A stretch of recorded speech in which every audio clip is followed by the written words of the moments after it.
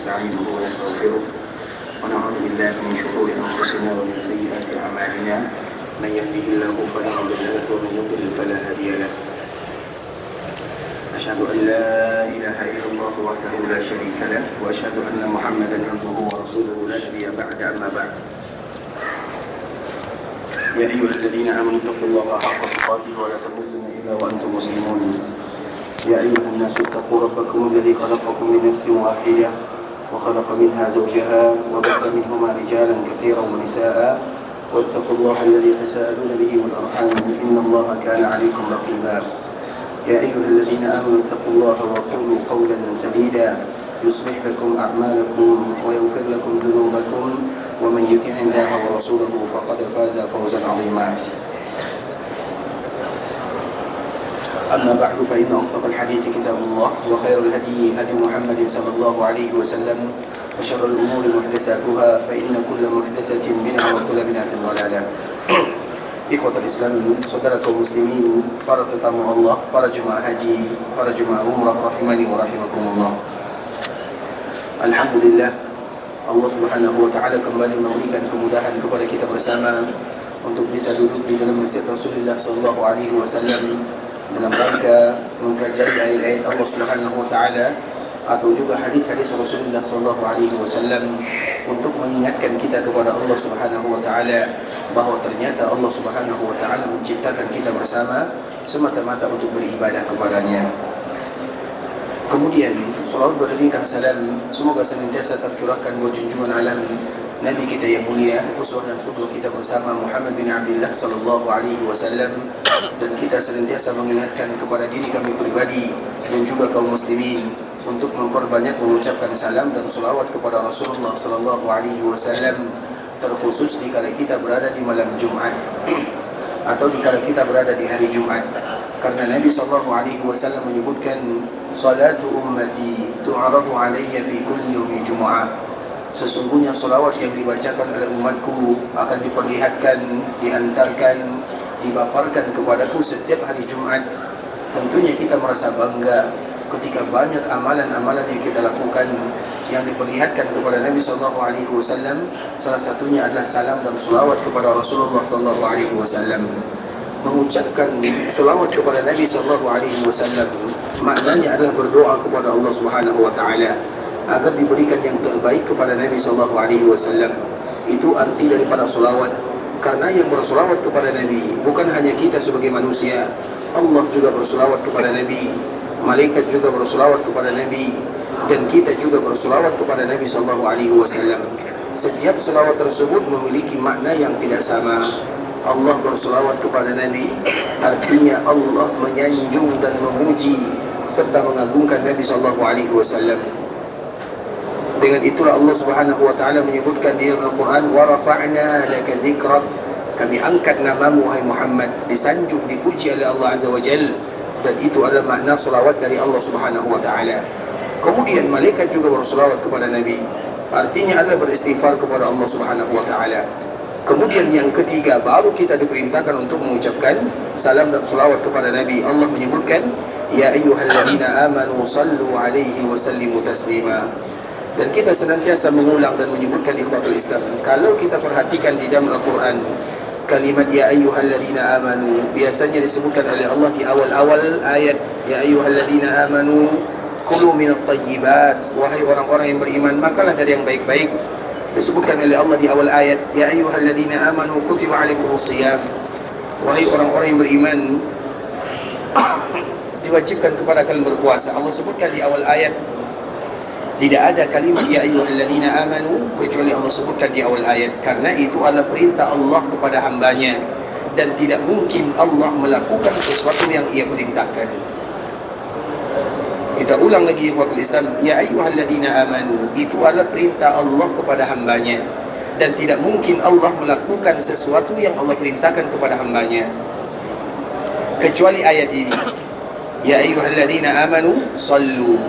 Makanya kalimat ya ayyuhalladzina amanu sallu alaihi wa sallimu taslima itu tidak berada di awal ayat, lain dari yang lain. Tadi kita menyebutkan kaedahnya ya ayyuhalladzina amanu berada di awal ayat. kecuali ayat di mana Allah perintahkan kita untuk mengucapkan salam dan selawat kepada Nabi. maka Allah mengawali kalimatnya dengan mengucapkan innallaha wa malaikatahu yusalluna 'alan nabi ya ayyuhalladzina amanu. Coba kita cari dalam Al-Quran ya ayyuhalladzina amanu, pasti semua kalimat ini ada di awal surat atau awal ayat, kecuali ayat ini.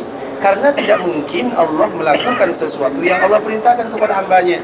Allah perintahkan kita untuk berpuasa, tidak mungkin Allah berpuasa. Allah perintahkan hambanya untuk memakan yang baik, tidak mungkin Allah melakukan sesuatu yang Allah perintahkan, kecuali ayat ini. Ayat ini sebelum Allah perintahkan kita mengucapkan salam dan salawat, Allah yang pertama kali melakukannya. Artinya Allah melakukan apa yang Ia perintahkan kepada hambanya. Sesungguhnya Allah bersolawat, sesungguhnya malaikat bersolawat. Hai orang-orang yang beriman, mengucapkanlah salam dan salawat kepada Rasulullah SAW, agar kita tahu bagaimana pentingnya mengucapkan salam dan salawat kepada Nabi SAW. Kalau sekiranya tidak ada seorang hamba yang mengucapkan salam dan salawat kepada Nabi, maka Nabi tidak akan pernah rugi, karena Allah sudah bersalawat kepadanya dan malaikat juga bersalawat kepadanya. Agar kita tahu setiap kali kita bersalawat kepada Nabi dan sebanyak mungkin kita bersalawat kepada Nabi, semua manfaat salam dan salawat tersebut kembali kepada orang yang mengucapkan salam dan salawat. Allahumma salli ala Muhammad wa ala ahli baitihi wa ala azwajihi wa dhurriyyatihi kama sallaita ala Ibrahim wa ala ali Ibrahim innaka Hamidum Majid. Allahumma barik ala Muhammad wa ala ahli baitihi wa azwajihi wa dhurriyyatihi kama barakta ala Ibrahim wa ala ali Ibrahim innaka Hamidum Majid. Ikhwatul Islam, saudara kaum muslimin, para tetamu Allah rahimani wa rahimakumullah. Alhamdulillah, kita kembali berkumpul di dalam masjid Rasulullah SAW guna dan tujuan untuk mengingatkan kepada kita akan salah satu nikmat yang luar biasa dari Allah Subhanahu wa taala, di mana Allah kembali memberikan kesempatan bagi kita bersama untuk menyempurnakan rukun Islam yang kelima, salah satu rukun yang tidak mudah bagi kita untuk melakukannya, dan rukun ini merupakan di antara salah satu ibadah yang paling mulia, memiliki keutamaan yang sangat banyak sekali. Salah satunya ikhwatul Islam, karena banyak sekali keutamaan yang disebutkan oleh Allah Subhanahu wa taala. Salah satunya adalah hadis Nabi sallallahu alaihi wasallam yang dibawakan oleh Abu Hurairah radhiyallahu taala anhu, al-umratu ila al-umrati kafaratun lima bainahuma. Sesungguhnya orang yang melaksanakan ibadah umrah kemudian mereka umrah lagi, maka Allah Subhanahu wa taala akan hapuskan dosanya di antara umrah tersebut. Oleh karenanya ikhwatul Islam, ibadah umrah tidak boleh dilakukan oleh seorang muslim satu kali. Harus mereka melakukan ibadah umrah berkali-kali supaya mereka mendapatkan keutamaan yang disebutkan oleh Nabi SAW. Semakin banyak kita melaksanakan ibadah umrah, maka semakin banyak kesempatan dosa kita diampunkan oleh Allah Azza wa Jalla. Misalnya kita berumrah dan berniat untuk melaksanakan ibadah umrah satu kali dalam satu tahun, antara jarak umrah pertama dengan jarak umrah kedua, walau 1 tahun, walau 2 tahun, walau 3 tahun, kafaratul lima bainahuma, maka Allah akan ampunkan dosa-dosa di antara umrah pertama dengan umrah kedua. Makanya bagi kita yang sudah melaksanakan ibadah umrah ikhwatul Islam, jangan pernah mencukupkan dirinya hanya satu kali saja, harus berkali-kali. Tapi hukum asal dalam melaksanakan ibadah ini, karena hukum asal dalam melaksanakan ibadah umrah dan ibadah haji ini ikhwatul Islam, yaitu 1 kali perjalanan, 1 kali ibadah kita melakukannya. Makanya orang yang melaksanakan haji tamattu', orang yang melaksanakan haji qiran, mereka ada namanya al-hadiyu, atau yang lebih kita kenal dengan istilah ad-dam, atau di dalam bahasa yang disebutkan oleh para ulama damus syukran. Semua orang yang melaksanakan ibadah haji tamattu' dan yang melaksanakan haji qiran, maka mereka wajib bayar dam. Namanya adalah damus syukran, atau namanya adalah al-hadiyu. Dinamakan dengan al-hadiyu, maknanya adalah kita berhadiah kepada Allah Azza wa Jal, menumpahkan darah di tanah haram Makkah al-Mukarramah. Dinamakan dengan dam karena itu menumpahkan darah. Disebut dengan damu syukran karena kita bersyukur kepada Allah Subhanahu wa taala. Tentu kita bertanya, orang yang melaksanakan haji tamattu, dia bayar dam. Orang yang melaksanakan haji qiran, mereka juga bayar dam. Tapi kenapa orang yang melaksanakan haji ifrad mereka tidak bayar dam? Alasannya semuanya sama ikhwatul Islam. Orang yang melaksanakan haji tamattu adalah orang yang melaksanakan umrah, kemudian mereka tahallul, selesai menggunakan pakaian biasa, kemudian mereka kembali berniat pada tanggal 8 Dzulhijjah, kemudian nanti mereka selesai pada tanggal 10. Itu adalah haji tamattu, haji yang biasanya dilakukan oleh kaum muslimin. Mereka melakukan ibadah umrah terlebih dahulu, kemudian mereka memakai pakaian biasa, kemudian nanti mereka kembali berniat untuk melaksanakan ibadah haji. Itu disebut dengan haji tamattu'. Sedangkan orang yang melakukan haji qiran, antara umrah dengan hajinya tidak terputus. Dikala mereka berniat melaksanakan ibadah umrah awal mula kedatangan ke tanah haram Makkah, maka setelah mereka tawaf dan sa'i, mereka tidak menanggalkan pakaian ihramnya. Mereka akan selalu memakai pakaian ihram sampai tanggal 10 Zulhijjah. Itu saja perbezaannya. Kemudian kenapa mereka harus melakukan atau membayar dam, asyukran atau al-hadiyu? Jawabannya, karena Allah berikan kemudahan kepada mereka untuk menggabungkan antara umrah dan haji. Karena hukum asalnya umrah saja, haji saja. Itu hukum asalnya. Makanya orang yang melakukan haji ifrad itu orang yang melakukan haji tanpa melaksanakan ibadah umrah, maka mereka tidak bayar dam. Mereka tidak membayar hadiyu. Tapi bagi mereka yang melakukan tamattu dan qiran, mereka bayar dam. Apa alasannya? Karena mereka dimudahkan dan diizinkan oleh Allah Azza wa Jal untuk melakukan umrah dan haji dalam satu waktu. Hukum asalnya ikhwatul Islam, hukum asalnya karena kita melakukan satu perjalanan, satu ibadah. Kenapa demikian? Supaya kita selalu termotivasi untuk melaksanakan ibadah di tanah haram. Bukankah Makkah itu dinamakan dengan Makkah? Bukankah Makkah itu dinamakan dengan Makkah? Siapa di antara kita apa makna Makkah? Setiap hari kita menginginkan, ya Allah berikan kesempatan kepadaku datang ke kota Makkah. Pertanyaannya, apa itu makna Makkah? Apa makna Makkah dan kenapa Makkah disebut dengan Makkah? Ada yang tahu jawabannya? Kenapa Makkah disebut dengan Makkah? Yang selalu berdoa kepada Allah berikan kesempatan datang ke Makkah. Sekarang kita sudah datang ke Makkah, tinggal mendalami maknanya. Apa makna Makkah atau Makkah? Apa makna Makkah? Ada yang tahu? Kekal. Kalau tidak tahu cari sendiri. Ada yang tahu maknanya? Makkah itu ikhwatul Islam punya makna yang sangat indah sekali. Agar kita tahu kenapa kita berbondong-bondong datang ke Makkah dan ke Makkah. Makkah atau Makkah itu sebagian para ulama menyebutkan kalau Makkah itu adalah semua tanah haram yang ada di Makkah. Dan itu semuanya adalah daerah yang barokah. Yang memberikan keberkahan adalah Allah melalui lisan Nabi Ibrahim alaihissalam. Sedangkan Madinah yang menjadikan keberkahan adalah Allah melalui lisan Nabi sallallahu alaihi wasallam. Kalau Mekah menjadi barokah karena lisan Nabi Ibrahim, sedangkan Madinah menjadi berkah karena lisan Nabi Muhammad sallallahu alaihi wasallam. Jadi mana yang paling mendatangkan keberkahan, Mekah atau Madinah? Semua. Kalau Mekah melalui lisan Nabi Ibrahim, kalau Madinah melalui lisan Nabi sallallahu alaihi wasallam. Jadi mana yang paling mendatangkan keberkahan, Mekah atau Madinah? Kenapa Madinah? Karena melalui lisan Nabi sallallahu alaihi wasallam. Yang mengatakan Madinah salah. Yang mengatakan Mekah juga salah. Karena pertanyaannya salah.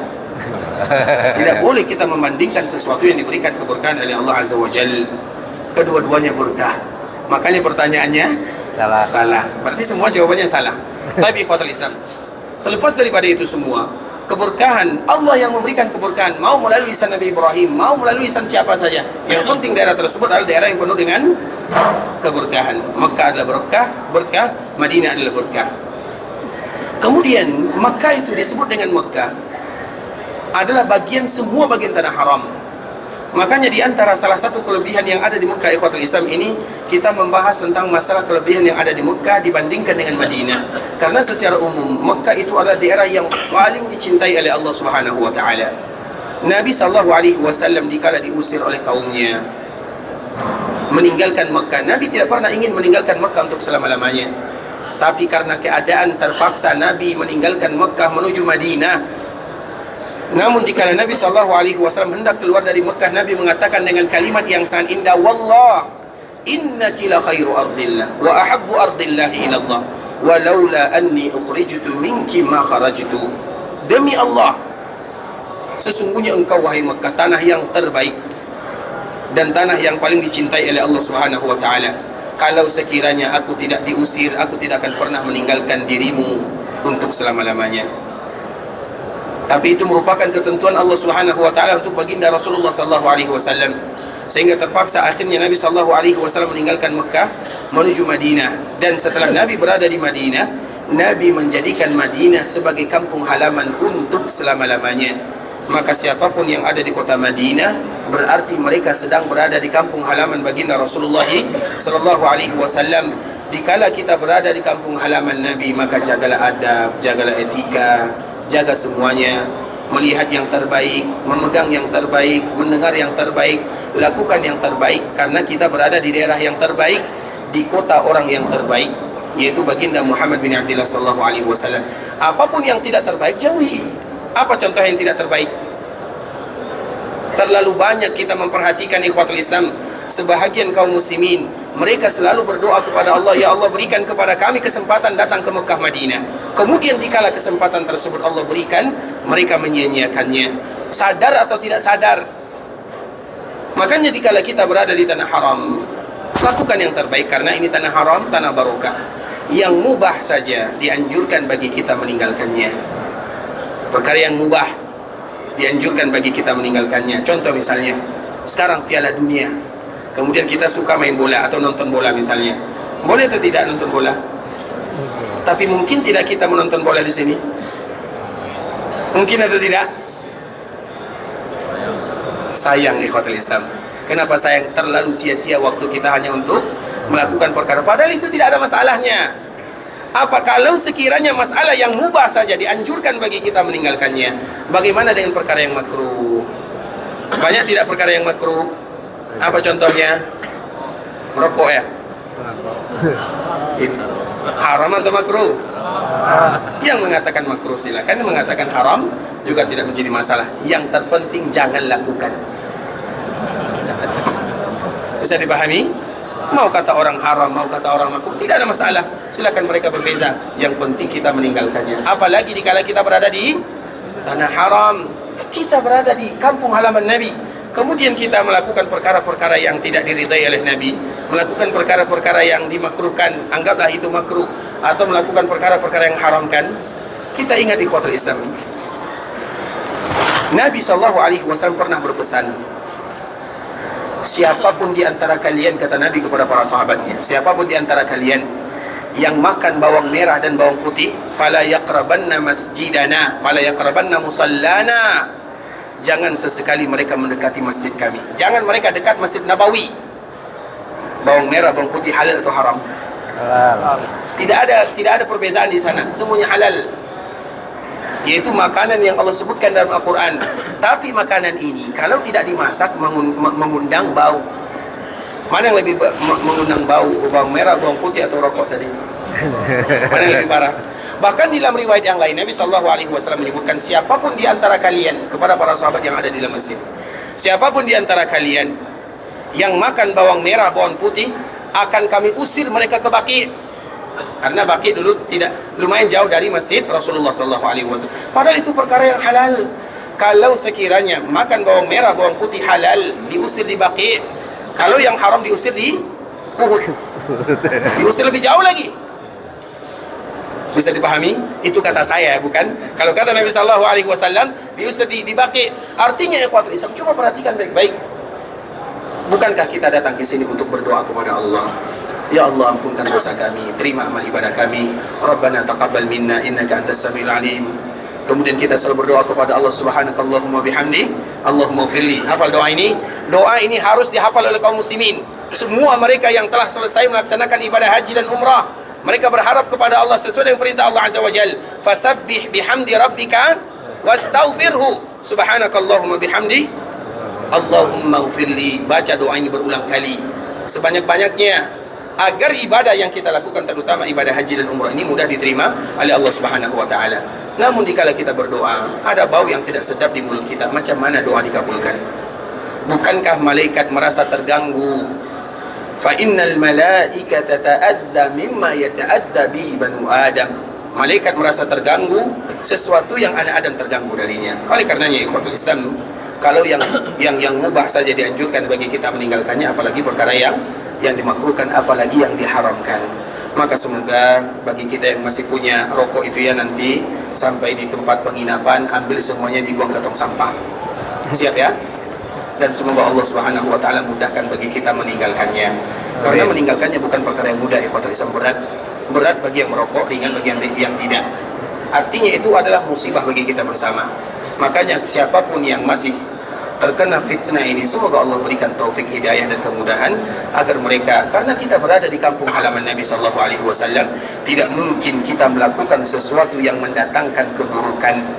Coba bayangkan kampung halaman Nabi, Madinah, kita bertetangga dengan Nabi, kemudian hadiah di kampung halaman Nabi adalah asap rokoknya. Tidak mungkin, ikhwatul Islam, tidak mungkin untuk selama-lamanya. Itu merupakan di antara adab yang harus kita jaga dikala kita berada di kota Rasulullah SAW. Terlepas daripada itu semua, kita kembalikan kepada tajuk yang tadi kita sebutkan, yaitu masalah Mekah. Mekah ini, ikhwatul Islam, dia memiliki keutamaan yang sangat luar biasa. Salah satunya, dia dinamakan dengan Mekah. Maka tadi kita menyebutkan ada Mekah, ada Mekah. Kalau Mekah disebut dengan Mekah, itu mencakup semua tanah haram.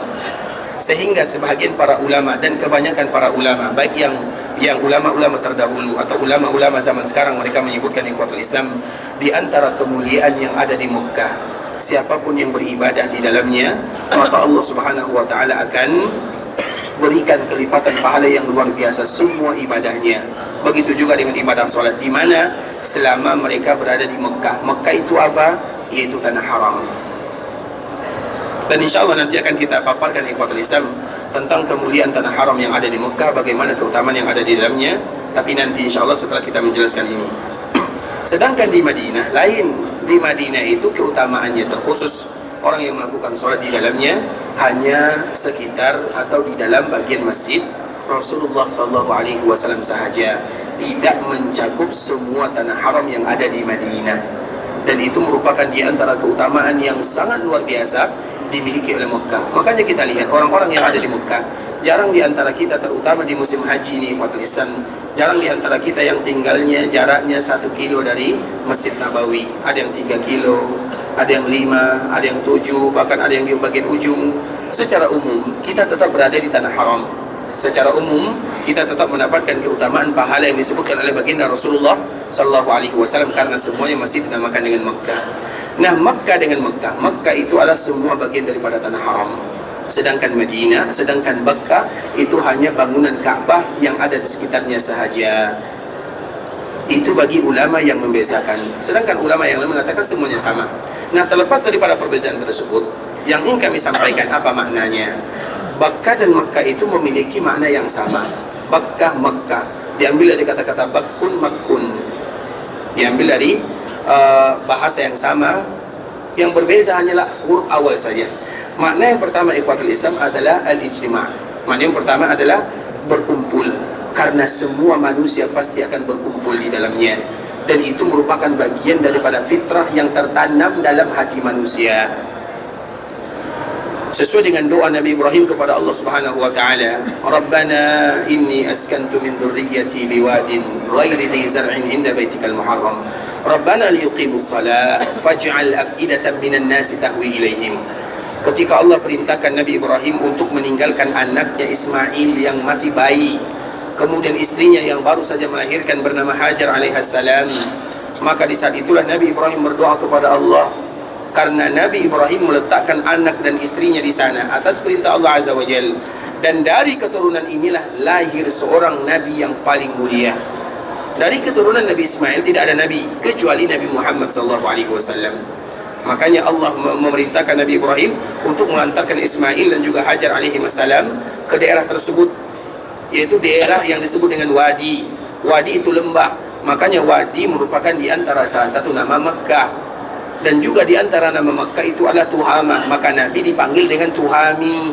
Nabi itu dipanggil dengan Tuhami karena Nabi berasal dari sana. Sesuai dengan namanya Tuhamah, maka Nabi dipanggil dengan Tuhami, orang yang tinggal di Tuhamah. Tuhamah itu apa? Itu Mekah itu sendiri. Wadi, Tuhamah, Qadis, kemudian Ma'ad, kemudian Al-Asimah, itu semuanya adalah nama-nama Mekah. Kemudian baru Mekah, Bakka, Umul Qura, Al-Qaryah, kemudian Al-Haram, Al-Muharram, Al-Bait, Al-Aqiq. Itu semuanya adalah nama-nama Makkah Al-Mukarramah. Banyak sekali namanya. Terlepas daripada itu semua ikhwatul Islam, salah satu nama Makkah itu adalah Makkah. dan Mekah. Artinya manusia akan selalu berkumpul di sana. Itu merupakan bagian daripada fitrah sesuai dengan doa Nabi Ibrahim. Ketika Nabi Ibrahim meletakkan anak dan istrinya, maka Nabi Ibrahim berdoa, faj'al af'idatan minan nasi tahwi ilaihim. Ya Allah, jadikan hati semua manusia condong untuk mendatanginya.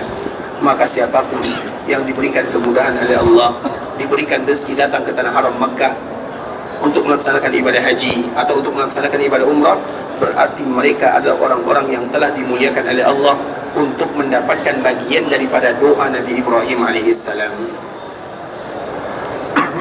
Kemudian ikhwatul Islam, makanya Makkah itu disebut dengan Makkah dan Makkah al-Ijtima', yaitu orang akan berbondong-bondong datang ke sana, berkumpul di sana. Itu nama yang pertama atau makna yang pertama. Makna yang kedua, kenapa Makkah disebut dengan Makkah? Kenapa Makkah disebut dengan Makkah? Kalau sekiranya kita samakan maknanya, arti Makkah dan Makkah itu ikhwatul Islam artinya mengikis. Mengikis itu apa makna mengikis itu ikhwatul Islam? Karena tidak ada satupun yang melakukan kezaliman kecuali mereka tidak akan betah tinggal di dalamnya. Makanya dikala kita berada di Mekah, kita tentunya berhati-hati, menjaga diri. Kalau sekiranya dikala kita berada di Madinah, kita menjaga diri, maka selama di Mekah kita lebih lagi untuk menjaga diri. Innal ladzina kafaru wa saddu an sabilillah. Sesungguhnya orang-orang yang kufar dan mereka yang melarang orang-orang yang beriman dari jalan Allah wal masjidil haram. Begitu juga dari Masjidil Haram. Kemudian di akhir ayat Allah Subhanahu wa taala menyebutkan, sesungguhnya mereka-mereka yang ilhad bizulmin nuziqu min adzabin alim. Orang-orang yang melakukan kezaliman di Mekah, kami akan rasakan kepada mereka azab yang sangat pedih. Makanya Mekah itu dinamakan dengan Mekah karena orang zalim tidak akan pernah bisa bertahan lama tinggal di dalamnya. Di antara makna Mekah, orang zalim tidak akan pernah tinggal lama di dalamnya. Sehingga dikala kita berada di Mekah, zalim itu banyak ya. Ada orang yang zalim, yang pertama zalim kepada Allah. Zalim yang kedua adalah zalim kepada orang lain.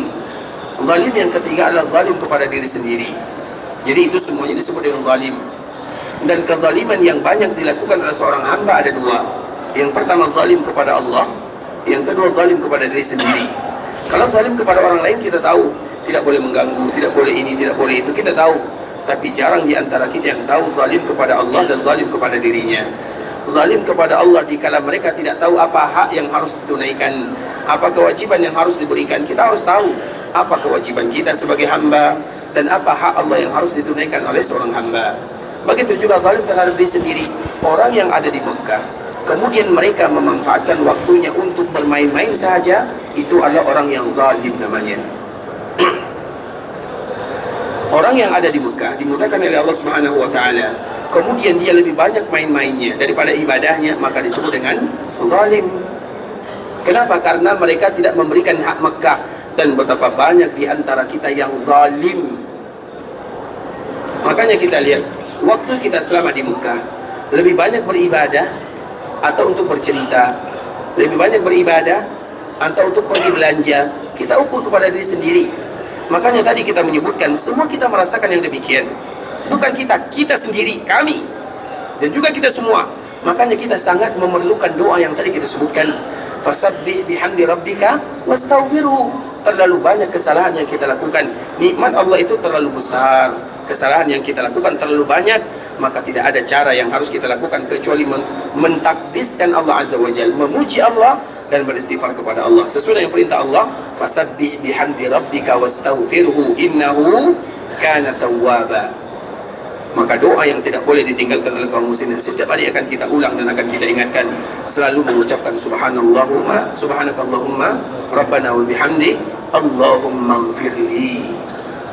Subhanakallahumma rabbana wa bihamdi Allahumma ighfirli. Bacalah doa ini berkali-kali. Kemudian ikhwatul Islam, itu makna Makkah dan Makkah yang kedua. Yang ketiga, kenapa Makkah dan Makkah disebut dengan Makkah? Dan ini merupakan di antara makna yang diinginkan oleh kaum muslimin. Siapapun yang datang ke Makkah dan ke Makkah, karena artinya adalah tadi mengikis, sekarang arti yang ketiga adalah menghilangkan. Karena siapapun yang datang ke Makkah dan Makkah dalam rangka beribadah, Allah akan hilangkan dosa dan kesalahannya. dan semoga Allah ampunkan dosa kita bersama. Amin. Maka oleh karena itulah ikhwatul Islam, kenapa dianjurkan bagi kita untuk berkali-kali melaksanakan ibadah umrah? Bukan satu kali, bukan dua kali. Karena setiap kali kita datang ke Mekah, sesuai dengan makna Mekah itu sendiri, Mekah itu artinya adalah akan menghilangkan dosa, akan menghilangkan kesalahan, melenyapkan kekurangan. Artinya mengikis, menghilangkan. Siapapun yang datang ke Mekah beribadah kepada Allah, maka Allah Subhanahu wa ta'ala akan hilangkan dosa dan kesalahannya. Maknanya Allah akan berikan pahala kepada dirinya. Maka dari itulah dianjurkan bagi kita untuk sering-sering datang ke Mekah.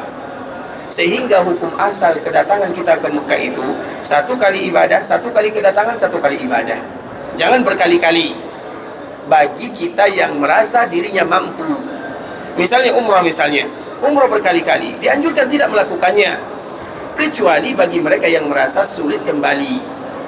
Kenapa demikian ikhwatul Islam? Karena semakin sering kita ke Mekah, semakin dihilangkan dosa.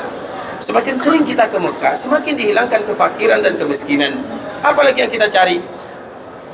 Makanya dianjurkan bagi kita di dalam melaksanakan ibadah ini, terkhusus ibadah haji dan umrah, itu satu kali perjalanan, satu kali ibadah. Makanya ikhwatul Islam, kita lihat misalnya contoh Ibunda Aisyah. Ibunda Aisyah, dia pergi haji bersama Nabi SAW.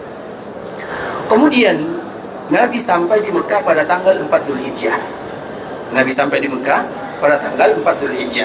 Kemudian tanggal 4 ini Nabi melaksanakan tawaf dan sa'i.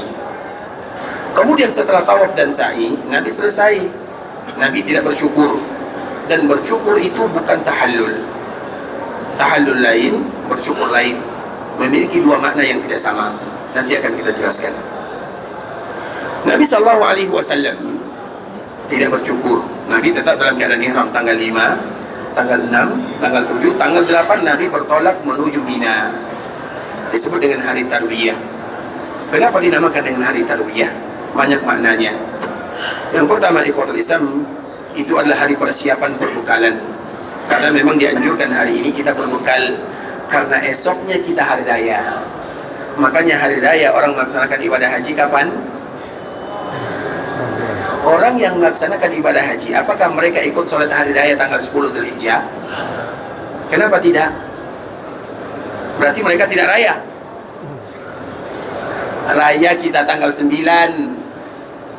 Makanya kita ada khutbah, ada salat. Jadi raya jemaah haji, mereka tetap raya, tapi rayanya tanggal 9. Tanggal 10 itu haji akbar. Itulah yang dinamakan dengan Al-Hajjul Akbar. Jadi kemarin kita haji akbar atau tidak? Semua yang berhaji maka mereka akan mendapatkan haji. Karena haji akbar itu artinya hari ini adalah hari yang paling berat. Banyak amalan yang kita lakukan. Kemarin tanggal 9-nya hari apa? Hari Kamis atau hari Jumat? Kamis. Terlepas dari Kamis dan Jumatnya ikhwatul Islam, terlepas dari Kamis dan Jumatnya, maka hari itu adalah hari raya. Sedangkan mereka yang tidak berhaji, rayanya ada tanggal 10. Jelas sampai di sini? Maka tanggal 8 Dzulhijjah, Nabi SAW sampai tanggal berapa tadi? Tanggal 4 Dzulhijjah. Dan tanggal 4 itu bertepatan dengan hari Ahad. Nabi, ya, kita berbicara tentang Nabi. Berarti Nabi melakukan tarbiyah di hari apa? Kamis. Hari Kamis. Kamis. Berarti tarbiyah Nabi hari Kamis. Nah, berarti Arafah Nabi hari Kamis. Jumat. Kita kemarin hampir ya, tapi nggak jadi. Baik, tidak terlepas daripada itu semua. Yang terpenting kita melaksanakan ibadah haji sesuai dengan hari Jumat. Bertepatan dengan hari Jumat itu diserahkan kepada Allah Azza wa Jalla, karena Allah yang mengatur hari, bukan kita. Kemudian ikhwatul Islam, tarbiyah itu disebut dengan tarbiyah karena yang pertama adalah hari persiapan. Yang kedua, tarbiyah. Ruwiyah itu arti ro'a. Ro'a itu diambil dari kata-kata ro'a ikhwatul Islam, karena hari itu adalah hari di mana Nabi Ibrahim melihat mimpi untuk menyembelih anaknya yang diceritakan oleh Allah Azza wa Jalla di dalam Al-Quran surat As-Saffat. Maka disebut dengan tarbiyah. Rawaya itu juga diambil dari kata-kata melihat. Bisa jadi berbekal, minum, terkhusus minum. Dan makna yang kedua adalah melihat. Melihat ini ada dua. Yang pertama, Nabi Ibrahim melihat atau bermimpi menyembelih anaknya. Dan yang kedua, Nabi Ibrahim meminta kepada Allah untuk diperlihatkan manasik untuk dirinya. Maka ada salah satu doa ikhwatul Islam. Doa ini sebagian menyebutkan doa ini adalah doa agar kita diperlihatkan oleh Allah manasik, karena tidak mungkin kita berdoa kepada Allah untuk diperlihatkan kepada kita manasik kecuali kita berharap untuk melakukan manasik tersebut. Kita bisa pahami? Tidak mungkin kita berdoa kepada Allah untuk diperlihatkan kepada kita manasik atau dimudahkan bagi kita manasik kecuali kita berharap agar kita mudah melakukan manasik itu sendiri, yaitu haji dan umrah. Maka sebagian mengatakan doa ini merupakan doa yang terindah. Apa doanya? Disebutkan oleh Allah di dalam surah Al-Baqarah. Wa idh yarfa'u Ibrahimu al-qawa'ida minal baiti wa Ismailu rabbana taqabbal minna innaka antas samiul alim. Itu ayat 127. Doanya ada 128. Nanti cari sendiri di rumah. Kita menyebutkan awal ayatnya 127. Wa idh yarfa'u Ibrahimu al-qawa'ida minal baiti wa Ismailu rabbana taqabbal minna innaka antas samiul alim. Rabbana, kemudian sambung sendiri di dalam surah Al-Baqarah. Dicari ya. Bagi kita yang ingin kembali lagi datang ke tanah haram, silakan banyak-banyak mengucapkan kalimat tersebut. Mana doanya? Setelah kalimat yang tadi kita sebutkan. Nanti cari ya. Kita sengaja tidak menyebutkannya. Baik. Itu adalah yang dilakukan oleh Nabi Ibrahim alaihissalam, atau Allah perlihatkan kepada Nabi Ibrahim. Kemudian hari tarwiyah. Sehingga Nabi SAW dikala sampai di Mekah hari Senin, kemudian hari tarwiyahnya hari Kamis, kemudian hari Arafahnya adalah hari Jumat. Kebetulan ikhwatul Islam, dikala Nabi sampai pada hari Ahad ini, hari Ahad ya, Ibunda Aisyah, agar kita tahu Ibunda Aisyah dia berhalangan. Makanya orang wanita yang berhalangan, mereka tetap berniat sebagaimana biasa, tidak ada perbezaannya. Sampai di miqat mesti bagi mereka berniat, dan semua mereka wajib melakukan apapun yang dilakukan oleh jemaah haji tanpa terkecuali, kecuali jangan tawaf, itu saja. Makanya wanita yang berhalangan, sebenarnya wanita yang berhalangan itu bebas ikhwatul Islam, karena halangan itu bukan dari diri mereka, tapi ketentuan dari Allah Azza wa Jalla. Dan kita tahu ibadah itu adalah melakukan sesuatu, dan ibadah itu adalah meninggalkan sesuatu, sama-sama disebut dengan ibadah. Wanita yang berhalangan ketika mereka salat berpahala atau berdosa? Wanita yang berhalangan kemudian mereka salat, mereka berpahala atau berdosa? Berdosa. Wanita yang berhalangan kemudian mereka tidak salat, mereka berpahala atau berdosa? Berarti wanita yang berhalangan tidak salat dengan mereka tidak salat, berarti mereka sedang beribadah. Wanita yang berhalangan kemudian mereka tidak tawaf, berarti mereka sedang beribadah. Bisa dipahami? Makanya ketika ada kaum muslimin, wanita-wanita kaum muslimin, mereka berhalangan datang ke Madinah, mereka berhalangan tidak salat. Dikala mereka tidak salat, tidak bisa masuk ke dalam Masjid Nabawi, mereka tidak salat, tidak boleh masuk karena mereka berhalangan, berarti mereka sedang beribadah kepada Allah Azza wa Jalla. Karena apabila mereka masuk salat, berarti mereka berdosa. Bisa dipahami? Itu ketentuan Allah Azza wa Jalla. Beribadah itu melakukan sesuatu dan juga meninggalkan sesuatu. Ibunda Aisyah berhalangan, kemudian dia menangis. Dikala dia menangis, Nabi bertanya, apa yang terjadi? Maka dia mengatakan berhalangan. Maka tentunya apa kata Rasulullah? Itu adalah ketentuan Allah kepada wanita-wanita anak Adam. Dan Nabi mengatakan, if'ali ma yaf'alul haji illa alla tatufi. Lakukan semua yang dilakukan oleh jemaah haji kecuali jangan tawaf, itu saja. Nah, ketika tanggal 4 Zulhijjah Nabi datang ke kota Mekah, Nabi tawaf, Nabi sa'i. Aisyah tawaf atau tidak? Tidak. Aisyah sa'i atau tidak? Juga tidak. Aisyah tidak tawaf, juga tidak sa'i. Dan Aisyah dalam keadaan ihram. Kemudian sampailah tanggal 8 pergi ke tarwiyah, hari tarwiyah atau pergi ke Mina. Kemudian tanggal 9, kemudian tanggal 10. Nah, setelah tanggal 10 ini, tanggal 4, tanggal 10, 11, 12, 13, tanggal 14 Nabi ingin pulang. Nabi ingin pulang ke kota Madinah. Selesai haji Nabi SAW. Nah, di saat itulah Ibunda Aisyah mengatakan kepada Nabi, datang kepada Nabi. Ibunda Aisyah itu tahu siapa Nabi SAW. Nabi itu ada orang yang terbaik kepada keluarganya. Makanya Aisyah tidak pernah segan kepada, artinya segan sebagai suami dan istri. Karena apabila seorang istri sudah takut kepada suaminya, maka itu suami yang dipertanyakan. Istri kita takut sama kita atau kita takut istri? Dan takut istri itu ikhwatul Islam bukan aib. Umar, tahu Umar? Bagaimana ketegasan Umar? Siapa yang takut kepada Umar? Semua. Syaitan pun Syaitan. takut kepada Umar. Syaitan, coba bayangkan, jangankan manusia, jangankan musuhnya, syaitan takut. Apa kata Umar? Ini perkataan Umar ya. Kunna ma'syara Quraisy qauman naglibun nisa. Ini adalah kata Umar. Kami itu orang Quraisy, atau orang yang kuat, gagah, berani. Dan di antara salah satu kegagahan kami, keberanian kami, bahwa wanita-wanita takut kepada kami. Itu sifat orang Quraisy. Makanya orang Quraisy, apalagi di zaman jahiliyah, tidak boleh mereka berbicara kepada suaminya. Itu berarti itu menentang namanya. Maka mereka akan bisa jadi dimarahi, dipukuli, terlepas daripada itu semua. Maka itu perkataan Umar bin Khattab, itu ada di antara sifat orang-orang Quraisy. Kunna ma'syara Quraisy. Kami adalah orang-orang Quraisy. Ada qauman naglibun nisa. Kami takut, wanita itu takut kepada kami. Artinya kami mengalahkan wanita. Kemudian apa yang terjadi? Falamma qadimna al-Madinah. Tiba-tiba kami hijrah ke kota Madinah. Madinah ini lain. Madinah itu adalah orang-orang yang mereka takut istri. Penduduk Madinah. Kemudian ketika kami datang ke kota Madinah, kata Umar, maka istri-istri kami belajar dari istri penduduk Madinah. Bisa dipahami? Istri kami belajar, sehingga pada akhirnya ujung-ujungnya kami takut. Jadi tidak salah ya.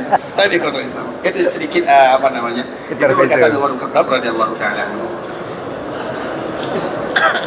Begitu juga dengan Ibunda Aisyah, karena itu ikhwatul Islam di antara bentuk, karena itu standar ya, barometer. Khairukum li ahli wa ana khairukum li ahli. Orang yang terbaik di antara kalian adalah orang yang terbaik kepada istrinya. Kalau istri sudah mulai takut kepada suami, berarti itu adalah suami dalam keadaan bermasalah, bukan yang terbaik. Bukan tidak bisa ikhwatul Islam, tapi Nabi yang mengajarkan demikian. Makanya salah satu contohnya adalah Ibunda Aisyah radhiyallahu taala anha. Ibunda Aisyah ikhwatul Islam, dikala coba bayangkan, yang haji bersama Nabi itu jumlahnya 130.000.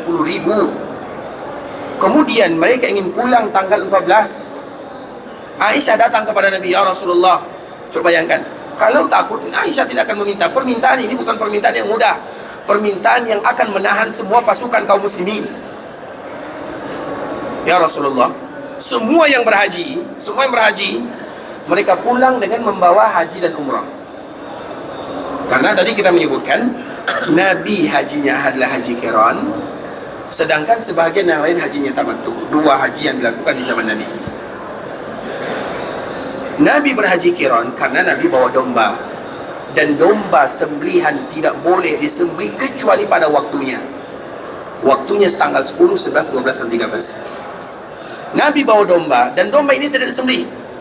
Kapan disembelih? Tanggal 10. Maka Nabi melakukan haji qiran. Alasan Nabi melakukan haji qiran karena Nabi bawa domba, dan domba itu tidak disembelih kecuali tanggal 10. Artinya kalau domba belum disembelih, Nabi belum boleh menanggalkan pakaiannya. Itulah alasan Nabi kenapa Nabi haji qiran. Sedangkan yang tidak bawa domba, tidak semua orang bawa domba, dan yang tidak bawa domba salah satunya adalah kita. Maka dianjurkan untuk haji tamattu. Makanya kebanyakan kaum muslimin mereka melakukan haji tamattu karena mereka tidak bawa domba. Dan kedua-duanya terbaik sesuai dengan situasi dan keadaan. Makanya domba, dam, hadyu jangan pernah disembelih kecuali pada waktunya. Yang menyembelih bukan pada waktunya, siap-siap menyembelih lagi. Itu jumhur para ulama. Memang terjadi perbedaan ikhwatul Islam, tapi kita mencari yang terbaik di antara yang baik. Karena ibadah ini, makanya kita selalu mengatakan ikhwatul Islam, dalam ibadah haji ada keedah. Keedahnya lebih baik terlambat daripada tercepat. Semuanya lebih baik terlambat daripada tercepat. Biasanya kemarin kita haji ingin cepat-cepat atau ingin lambat-lambat? Cepat-cepat. Ingin cepat-cepat ikhwatul Islam. Sembelih dam ingin cepat, keluar dari Arafah ingin cepat. Ingin lambat atau cepat kemarin keluar dari Arafah? Ingin keluar dari Muzdalifah ingin cepat. Meninggalkan Mina, nafar awal nafar tani. Nafar tani. Mana yang lebih banyak, nafar awal atau nafar tani? Nafar awal. Ingin cepat-cepat. Padahal mereka antri 20 tahun, 15 tahun, 10 tahun, 7 tahun. Pas beribadah ingin cepat-cepat selesai. Macam mana ikhwatul Islam? Jangan marah sama saya. Ini sekedar motivasi supaya nanti kalau Allah kembali berikan rezeki kepada kita, kita tidak mengulang yang sama. Nah, hadyu ini ikhwatul Islam, sembelih itu tidak boleh disembelih. Nabi tidak menyembelih kecuali tanggal 10. Nabi tidak menyembelihnya kecuali tanggal 10. Makanya Nabi Nabi tidak membuka pakaian ihramnya. Maka terpaksa Nabi melanjutkan ihramnya karena baru nanti disembelih pada tanggal 10 bagi yang bawa domba. Bagi yang tidak bawa domba, karena nanti mereka beli domba di Mekah, maka mereka bebas untuk menanggalkan pakaiannya, kemudian nanti baru kembali berniat pada tanggal 8 Dzulhijjah, dan pada akhirnya mereka menyembelih pada tanggal 10.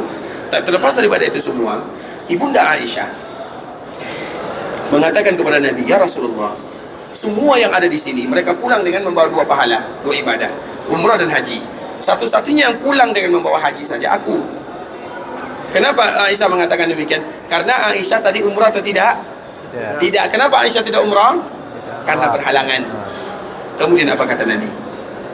Silahkan kamu pergi, ini sejarahnya. Maka kenapa disebut dengan Masjid Aisyah, atau yang kita kenal dengan Masjid Tan'im? Apa kata Nabi? Wahai Aisyah, pergilah kamu ke tanah haram dan silahkan Abdurrahman yang bersama dirimu. Abdurrahman itu adalah anaknya Abdullah. Apa hubungan Aisyah dengan Abdurrahman?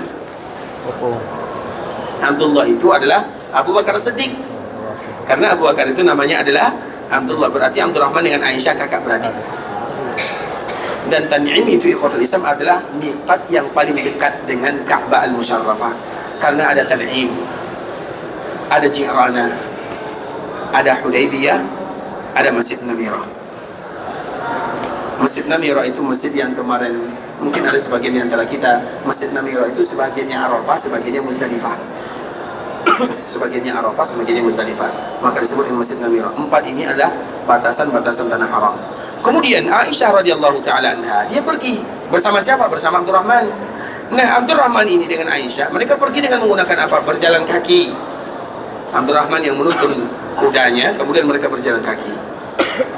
Sampai di Tan'im atau sampai di batasan tanah haram tersebut, Aisyah mengambil miqat.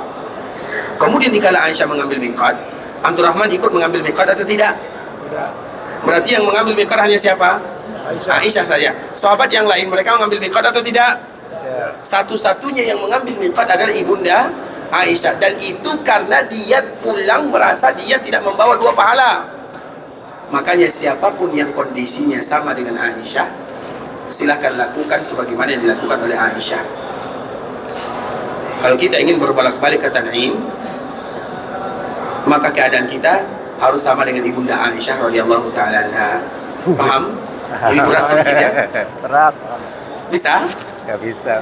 Makanya ini kaedahnya, siapapun yang diberikan kemudahan oleh Allah, ini bagi yang diberikan kemudahan.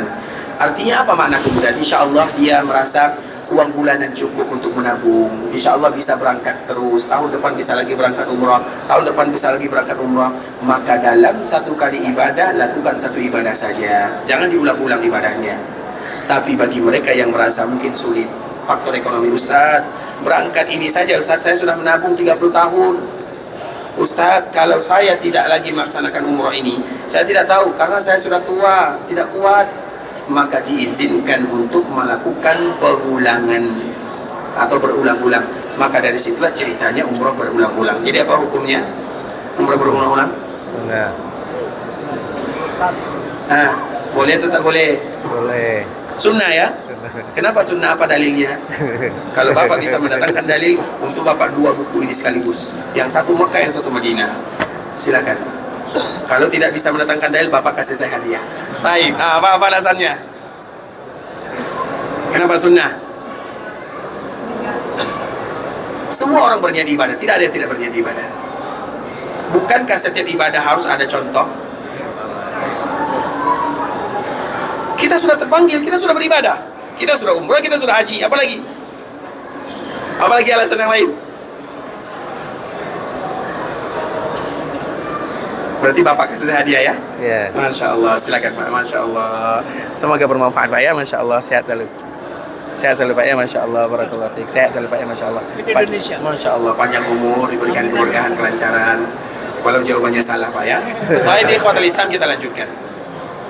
Karena bagaimanapun kita tidak mungkin beribadah kepada Allah hanya dengan niat saja. Bisa dipahami? Kemarin kita membahas ikhwatul Islam, kita contohkan. Ini contoh yang selalu kita berulang-ulang. Contoh tentang masalah ibadah tidak cukup dengan niat. Niat itu salah satunya.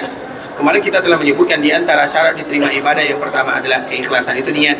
Yang kedua adalah contoh. Artinya Nabi lakukan atau tidak? Kalau Nabi lakukan, semua kita akan lakukan. Kalau Nabi tidak lakukan, maka kita bertanya, bagaimana bisa kita melakukan yang demikian? Apakah dilakukan oleh sahabat atau yang lain? Contoh misalnya, kita contohkan Abdullah bin Abbas dengan Muawiyah. Jadi Muawiyah ini pergi haji, kebetulan sama dengan Abdullah bin Abbas. Kemudian dikala Muawiyah melaksanakan ibadah haji, Muawiyah datang ke Mekah, tawaf. Datang ke Hajar Aswad dia cium, datang ke rukun Iraqi cium, datang ke rukun Yamani dia cium, rukun Syami dia cium, datang ke rukun Yamani dia cium. Artinya 4 rukun Ka'bah dia cium. Boleh atau tak boleh? Boleh. Kenapa tak boleh? Apa salahnya? Karena tidak ada contoh dari Rasulullah. Kan saya ingin cium saja. Karena tidak ada contoh dari Rasulullah. Berarti orang yang cium salah? Tanggung jawab ya. Nah, di sini kita lihat. Orang mencium tak salah. Yang salah itu kalau dijadikan bagian daripada rentetan ibadah. Bisa dipahami? Umrah tawaf, pegang Hajar Aswad, cium Hajar Aswad, cium rukun Yamani, selesai. Karena Nabi melakukan 2 ini sahaja. Kalau Nabi mencium semua batu-batu yang ada di Ka'bah, kita akan cium. Tapi Nabi tidak lakukan dalam masalah ibadah. Tapi kalau penasaran, kita biasanya lebih banyak ibadah atau penasarannya? Penasarannya. Banyak yang mana? Berarti salah mereka yang cium-cium batu itu. Dia ikhwatul Islam. Karena batu tidak ada memberikan manfaat dan mudarat, bahkan Hajar Aswad dan demikian. Tapi yang kita ingin ambil pelajaran bahwa dikala Muawiyah mencium semuanya, apa kata Abdullah bin Abbas? Wahai Muawiyah, Nabi hanya memerintahkan kita cium 2 Hajar Aswad 1, kemudian rukun Yamani 1. Apa kata Muawiyah? Sama dengan jawaban tadi. Salahnya di mana? Kan niatnya bagus. Ini niat ibadah, sama jawabannya sama. Tapi apa kata Abdullah bin Abbas? Laqad kana lakum fi Rasulillahi uswatun hasanah. Nabi lakukan, kita lakukan. Nabi tidak lakukan, kita tinggalkan. Begitu mudah dalam beribadah kepada Allah Azza wa Jalla. Maka setiap kita harus bertanya. Setiap kita itu kalau beribadah, tanya dulu macam mana Nabi beribadah. Nabi sholat macam mana Nabi sholat. Nabi berzikir macam mana Nabi berzikir. Tak payah yang lain, ikhwatul Islam. Dan itu kewajiban kita. Dan boleh bagi kita, walau terlambat tidak ada masalah. Tidak ada kata terlambat dalam belajar agama. Ustaz, saya kan sudah tua, kewajiban saya selalu beribadah. Tidak. Kita jangan beribadah sebelum kita tahu kenapa kita beribadah dan bagaimana kita beribadah. Imam Ibn Hazm, dia pernah masuk masjid. Kemudian dia sholat. Orang-orang marah. Kenapa kamu sholat? Dia kaget. Masuk masjid tak boleh sholat. Kemudian keesokan harinya dia masuk masjid, dia tak sholat. Orang juga marah. Kenapa kamu tak sholat? Masuk masjid sholat kena marah, masuk masjid tak sholat juga kena tegur. Jadi Imam Ibn Hazm ini kaget, heran. Kenapa seperti ini? Sholat dilarang, tidak sholat juga dilarang. Maka di saat itulah dia buka satu-satu. 1, 2, 3, dibuka buku-buku para ulama. Dari situlah dia menjadi ulama yang tersohor. Dia sudah tua. Karena dia melakukan sesuatu dilarang, tidak melakukan juga dilarang. Jadi serba salah. Maka dia mulai bertanya, apa masalahnya? Ternyata masuk yang pertama, dia masuk di waktu orang sholat dilarang. Kemudian waktu yang kedua dia masuk di waktu yang dianjurkan, tapi dia tidak sholat. Pada akhirnya karena itulah yang menyebabkan dia jadi ulama. Makanya wajib bagi kita belajar agama. Tidak ada kata tua, tidak ada. Tidak ada kata terlambat, wajib kita tahu. Bisa dipahami ikhwatul Islam. Makanya kita kembalikan lagi kepada apa yang disebutkan yang dilakukan oleh Bunda Aisyah radhiyallahu taala anha. Ibunda Aisyah ini ikhwatul Islam, ketika dia berumrah, maka di saat itulah disebut dengan Masjid Aisyah. Sekarang dibangun Masjid Aisyah karena Aisyah yang mengukir sejarah di sana, atau yang dikenal dengan Tan'im. Kemudian ikhwatul Islam, Abdurrahman tidak melakukan umrah. Sahabat yang jumlahnya 130 ribu, tidak ada satupun yang melakukan ibadah umrah.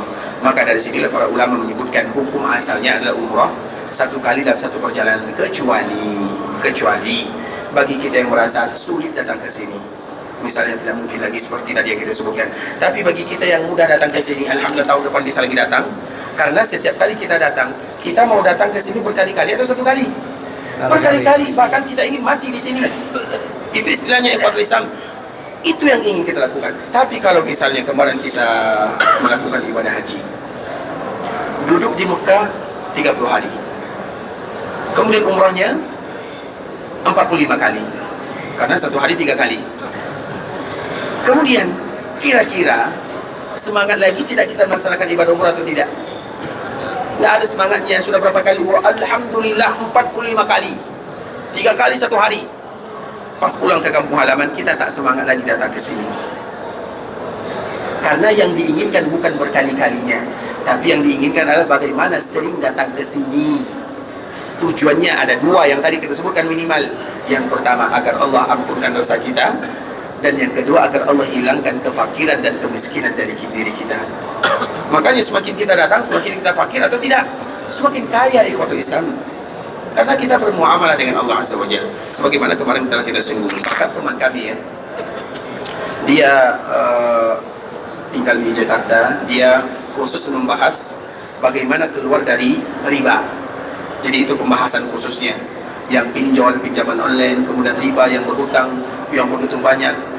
Dia solusinya, di antara salah satu solusi jawaban yang dia tawarkan kepada orang yang minta solusi, dan dia sudah melakukannya, dan banyak yang keluar darinya, yang selamat dari hutang, riba, pinjol dan semisalnya, adalah datang ke Mekah melaksanakan ibadah umrah. Jadi dia kumpulkan mana yang berhutang, kemudian dia kasih nasihat bahwa kita tidak boleh riba, tidak boleh ini. Kemudian salah satu solusinya, ayo kita umrah sama-sama, kita mengadu kepada Allah Subhanahu wa Ta'ala, dan kita ingin sering datang ke sini ikhwatul Islam untuk mengadu kepada Allah Azza wa Jalla. Dan semoga perjalanan ini bukan merupakan perjalanan yang pertama dan yang terakhir. Semoga kita senantiasa diberikan kesempatan oleh Allah Azza wa Jalla untuk selalu bisa datang ke tanah haram Makkah dan Madinah. Dan itu merupakan di antara hukum asal sebagaimana tadi yang kita sebutkan. Nah, kita kembalikan lagi kepada hadis Nabi sallallahu alaihi wasallam, al-umratu ila al-umrati kafaratul lima bainahuma. Orang yang melakukan ibadah umrah kemudian berniat umrah lagi, walau 1 tahun, walau 2 tahun, walau 3 tahun, walau 5 tahun, yang penting dia berniat menabung, maka Allah akan hapuskan dosa di antara satu dosa dan dosa berikutnya. Kemudian wal hajjul mabrur laisa lahu jazaa'un illa al-jannah. Dan orang yang mendapatkan haji mabrur, ingat, Allah tidak memuji orang yang berhaji, Allah memuji orang yang berhaji mabrur. Itu selalu kita ulang-ulang. Allah tidak memuji orang yang berhaji, karena yang berhaji itu banyak, yang umrah itu juga banyak. Umar bin Khattab pernah menyebutkan di ikhwatul Islam, orang yang datang melaksanakan haji dan umrah sangat banyak sekali, tapi yang betul-betul mendapatkan haji yang mabrur dan umrah yang mabrur sedikit. Makanya yang dipuji adalah al-hajjul mabrur. Apa balasannya? Di dalam hadis ini disebutkan, laisa lahu jazaa'un illa al-jannah. Tidak ada balasan yang paling pantas untuk dirinya kecuali surga Allah Subhanahu wa Ta'ala. Dan semoga dengan kita melaksanakan ibadah haji ini, Allah mudahkan bagi kita untuk mendapatkan haji yang mabrur. Itu haji yang mendatangkan kebaikan dalam kehidupan, dan Allah mudahkan bagi kita untuk selalu melakukan kebaikan, beribadah kepada Allah sampai kita berjumpa dengan Allah dengan ibadah-ibadah yang kita lakukan. Dan dengan kebaikan tersebut kita berharap kepada Allah agar Allah mudahkan langkah kita semuanya masuk ke dalam surganya. Amin amin ya rabbal alamin. Ikhwatul Islam, saudara kaum muslimin, para tetamu Allah rahimani wa rahimakumullah, sampai di sini pembahasan yang bisa kami jelaskan. Yang benar dari Allah Subhanahu wa Ta'ala, yang salah dari diri kami pribadi, karena kurangnya ilmu kami, karena kebodohan, karena kejahilan, karena ketidaktahuan kami mohon dimaafkan kalau ada kata-kata yang salah, kalimat-kalimat yang kurang tepat, penyampaian yang kurang bagus, pemaparan yang kurang berkenan, kalimat-kalimat yang tidak bagus, atau nasihat-nasihat yang pedas, kami mohon dimaafkan. Dan kita selalu memberikan motivasi kepada kaum muslimin, terkhusus bagi kita yang ada di kota Madinah, manfaatkanlah waktu sebanyak-banyak mungkin berada di dalam Masjid Nabawi. Dan setiap kali kita berada di dalam Masjid Nabawi, berniatlah kepada Allah untuk iktikaf, berniatlah kepada Allah untuk belajar agama, berniatlah kepada Allah untuk menunggu satu salat dengan salat berikutnya. Maka malaikat akan datang memberikan naungan, Allah akan turun memberikan ampunan, kemudian keberkahan akan diberikan. Dan salah satunya ikhwatul Islam adalah hadis Nabi sallallahu alaihi wasallam yang senantiasa kita anjurkan kaum muslimin untuk mendengarkannya. Man jaa masjidi hadza lam ya'tihi illa li khairin yata'allamu aw yu'allimu fa huwa bi manzilatil mujahidi fi sabilillah. Siapapun yang datang ke Masjid Nabawi tidak ada tujuan yang lain, tidak ada tujuan dunia.